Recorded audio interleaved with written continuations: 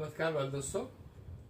Standard 10 mathematics height and distance અહીંયા રકમ કંઈક આવા પ્રકારની છે કે એ બી એક દિવાલ છે. દિવાલથી એક નિસરણી અહીંયા સી છેડોથી દિવાલને ટેકવેલી છે અને આ બીસી અંતર 4 મીટર છે. તો તમારે નિસરણીની ઊંચાઈ ગોતવાની છે. હવે નોર્મલી દિવાલ છે ને એ 90 ડિગ્રી હોય એટલે આ જે છે એ કર્ણ બને છે અથવા હાઇપોટેનિયસ બને છે.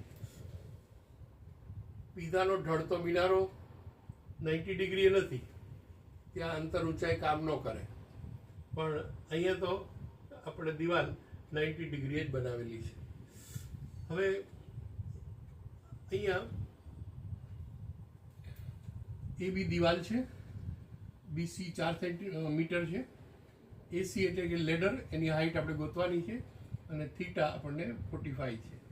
હવે અહીંયા તમે જુઓ તો તમને આપેલું છે થીટાની આ સાઈડ આપેલી છે એટલે કે એડજસન્ટ આપેલું છે અને તમારે ગોતવાનું છે હાઇપોટેનિયસ એટલે કે કર્ણ ગોતવાનું છે. તો એડજસન્ટ by hypotenuse is equal to cos. Therefore અહીં આપણને cos કામ લાગશે. cos 45 is equal to BC by AC.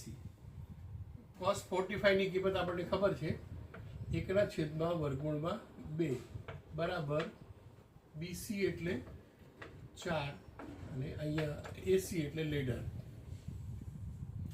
AC into 1, therefore AC અને 4 into under square root 2. હવે આની કિંમત આપણે મેળવી શકીએ, પણ 4√2 આટલા મીટર એ નિસરણીની હાઈટ છે.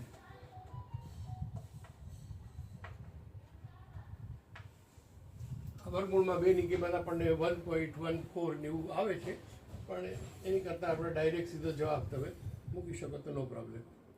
જો સમજાણું હોય તો લાઈક કરવા